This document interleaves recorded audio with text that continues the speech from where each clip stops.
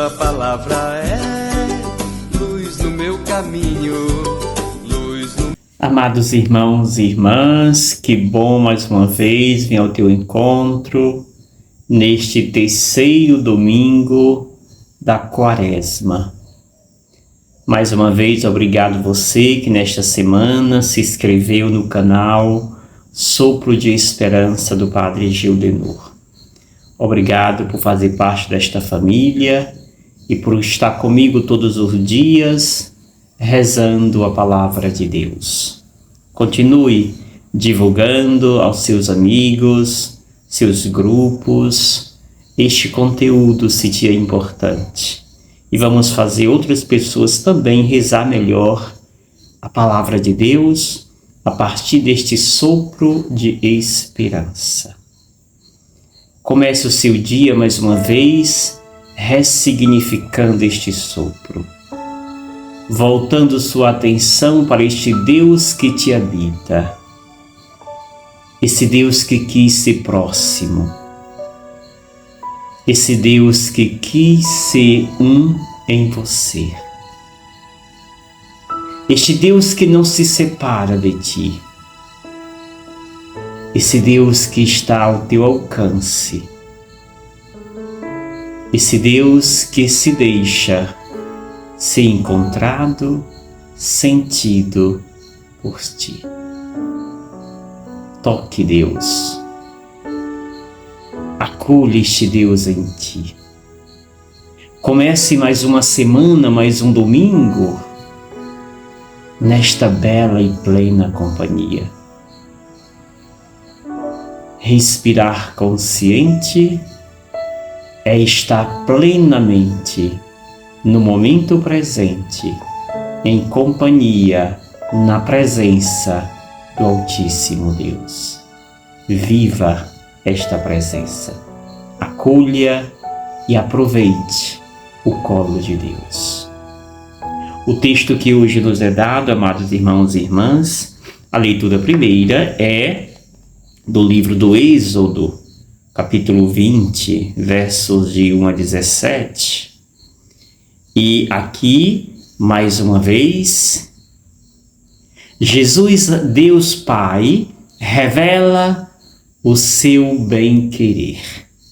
Se lembramos bem, no primeiro domingo da Quaresma, lembrávamos Deus que dizia àqueles que restaram da Arca de Noé que não mais mataria, que não mais repetiria o dilúvio, e a sua presença se manifestaria por meio do arco que apareceria das nuvens.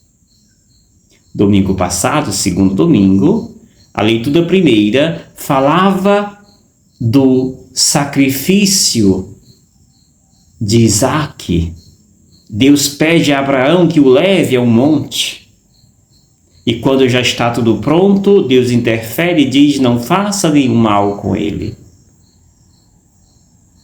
E assim, Deus poupa Isaque, mas não poupará seu Filho único, Jesus Cristo. A leitura primeira de hoje vem nos falar sobre a lei. Mas esta lei não é para nos aprisionar. Esta lei é entendida no contexto da libertação. Sim, o livro do Êxodo nos apresenta um Deus libertador, que quer o seu povo livre, que quer o seu povo todo e inteiro a dispor dele. Por esse sentido, o texto de hoje nos descreve este decálogo, os 10 mandamentos. E esses 10 mandamentos, repito, não são para nos aprisionar, mas é para que o nosso foco seja todo para Deus, e não as realidades perecíveis, secundárias, mas tudo voltado para Ele. E aqui nesses mandamentos se destaca o mandamento do sábado, que não nos interessa no sentido da nossa fé. Pois quando o Êxodo foi escrito, esse livro, ainda não se vivia a segunda criação. Estava ainda no contexto da primeira criação. Por isso o sábado aqui é tão evidenciado. Mas claro, esta evidência do sábado na antiga aliança é um convite para que olhemos, no nosso contexto de hoje, da segunda criação, para o domingo, como o dia por excelência, em que Jesus ressuscita e que a vida vence a morte. Amados e amadas, não precisamos entrar nos pormenores desta leitura, porque o seu contexto geral já nos é suficiente para entender e rezar esse texto.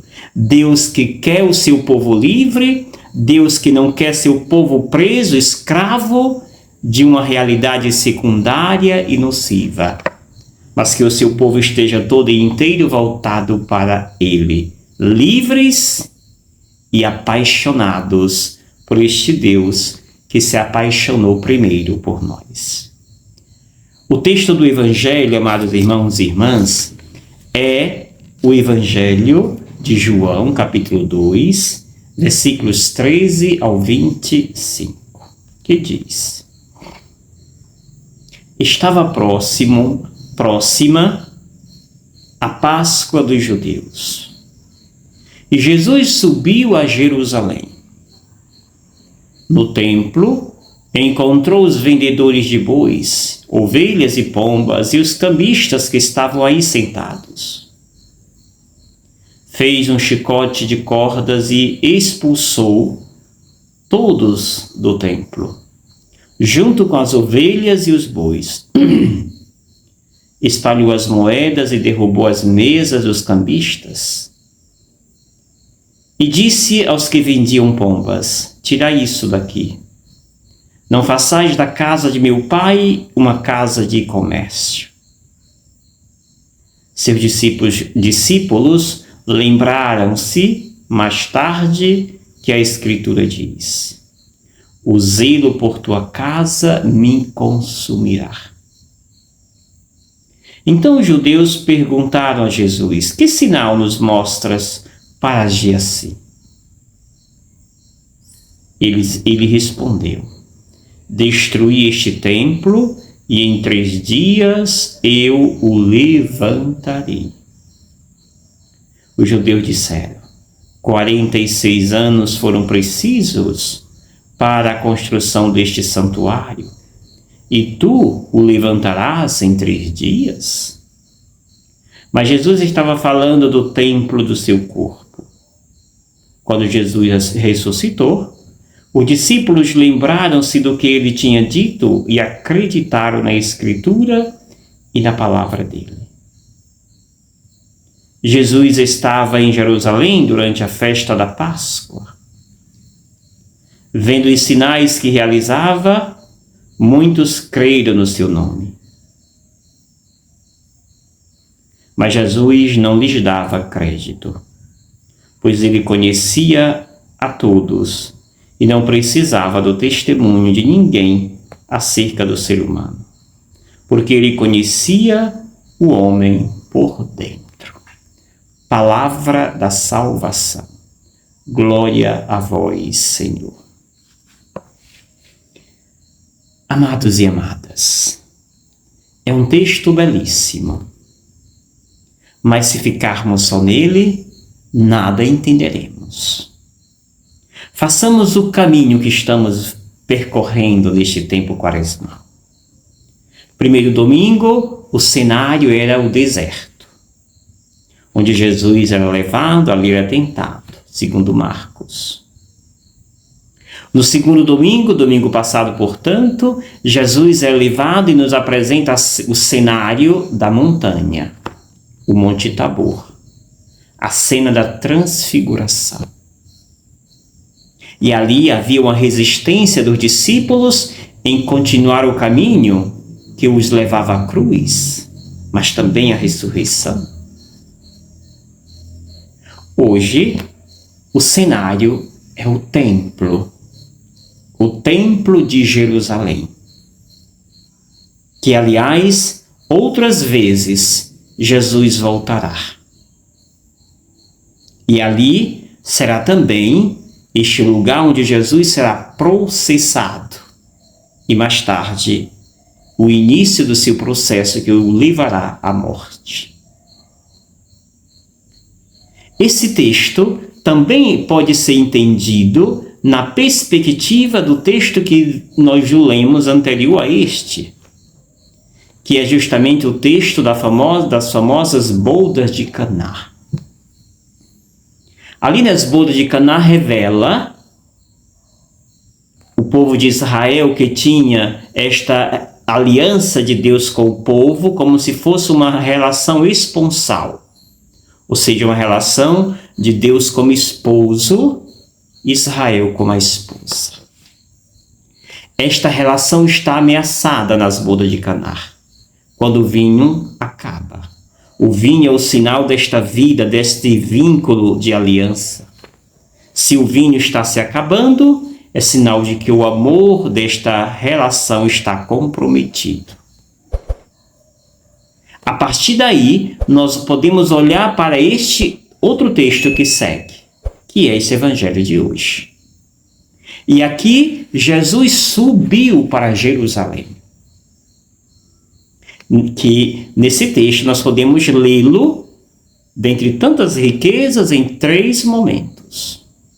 O primeiro é a descrição desta subida para Jerusalém, o que ele encontra no templo, e aqui nós podemos colocar em lugares distintos, Jesus e o templo. Os dois estão em oposição. O templo parece não mais lembrar Deus, especialmente o Deus apresentado em Jesus Cristo. Ok. Chegando ali, Jesus percebe o que esse templo se transformou. Nessa cultura judaica, se vivia ali, se evidenciava no templo a cultura do sacrifício. Os pobres que moravam longe, pois eram eles que frequentavam o templo, não podendo levar até Jerusalém o cordeiro para se ofertar ao templo, então os sacerdotes estrategicamente criaram esse ambiente comercial para vender esses cordeiros e pombos. Os cordeiros eram os ricos, mais ricos que compravam, os pombos eram os mais pobres. O que era o sacrifício? Nada mais era do que você pegar este pombo, este cordeiro, pegava-se a carne mais sadia, mais o filé mais sofisticado desse animal, era retirado, ficava com os sacerdotes, e um pouquinho desse cordeiro, a gordura, era colocado para o sacrifício. Ou seja, quem que era beneficiado com este sacrifício? Não Deus, mas sim os sacerdotes. E além do mais, há o preço que era fora da inflação, acima naquele tempo, que era vendido para os pobres. Ou seja, era uma maneira de massacrar este povo, roubando, desviando essa conduta. Jesus chega no templo, vê essa cena, esse contexto, e diz: não concordo com isso. Isso não pode continuar. Essa atitude desses sacerdotes não pode, não revela, não mostram o verdadeiro rosto de Deus. Por isso, destruirei isto. E aí Jesus começa a derrubar tudo, para dizer: eu não concordo com isto. E assim acontece. Ele diz: tirai tudo isso daqui. Não façais da casa de meu pai uma casa de comércio. E diz o texto que mais tarde os discípulos lembraram: o zelo por tua casa me consumirá. É o que vai revelar Jesus. A segunda parte do texto é quando os fariseus, os mestres, sacerdotes, perguntam para Jesus: que sinal nos mostras para agir assim? Por que fizestes isto? O que significa isto? Jesus os responde com a linguagem do céu. E os fariseus entendem com uma resposta humana. E aí não vai ser entendido. Jesus responde: 46 anos, destruí este templo e em 3 dias eu o levantarei. Destruí este templo, em 3 dias eu o levantarei. Ou seja, Jesus está falando na perspectiva do futuro, que ele vai ressuscitar, que eles irão matar Jesus, mas que ele vai ressuscitar depois de 3 dias. Ou seja, Jesus está falando uma linguagem futura. Os judeus entendem numa linguagem do agora, o que não é compatível. Por isso eles dizem: 46 anos foram precisos para construirmos este santuário, e tu levantarás em 3 dias. Não entenderam nada da linguagem espiritual de Deus, que ele coloca propositalmente, ao saber que estes parece que não buscam esta profundeza na espiritualidade. Depois os discípulos vão lembrar deste ensinamento de Jesus após a sua ressurreição. Terceira e última parte do texto, Jesus é aplaudido, realiza muitos sinais, e ali muitos acreditam nele, não o condenam, a não ser os sacerdotes, porque perderam seus dotes. Mas Jesus também não dá muita bola para este povo que o aplaudem, já que ele conhece a roupa que as pessoas vestem, ou seja, a capa que nós nos vestimos. Ele conhece muito mais do que a capa, nos conhece por dentro. A podridão que muitas vezes aqueles que diziam segui-lo alimentavam. Caríssimos, bebamos desta fonte. Deixemos que este evangelho acesse a nossa profundeza. Paulo termina na carta aos Coríntios recordando que esta morte anunciada por Jesus foi um escândalo para os judeus, loucura e insensatez para os gregos. Mas para Deus, para nós que cremos em Deus, revela poder de Deus, sabedoria de Deus. Aquilo que é escândalo, que é loucura e insensatez, é sabedoria. É mais do que sabedoria para Deus. Pois o que é dito insensatez de Deus é mais que sábio do que os homens. E o que é dito fraqueza de Deus é mais forte do que os homens. Ou seja, o poder de Deus está escondido aos olhos humanos. É preciso que nós nos aprofundemos. É preciso que nós desçamos mais alguns degraus para entender o mistério de Deus, que é sim acessível, que Deus sim permite que nós entendamos. Acontece que somos preguiçosos para entender o seu mistério. Preferimos viver sobre esta superficialidade que o mundo nos oportuniza. Não sejamos um destes. Sejamos capazes de ir além daquilo que os nossos olhos físicos veem. Abramos o terceiro olho, para que esse terceiro olho, ele sim, vai mais a fundo. Acessa o mistério de Deus. Obrigado pela sua companhia. Continuemos fazendo crescer esta família e fazendo a palavra de Deus ser a luz dos nossos passos. E eu te abençoo, em nome do Pai, do Filho e do Espírito Santo. Amém. Gratidão.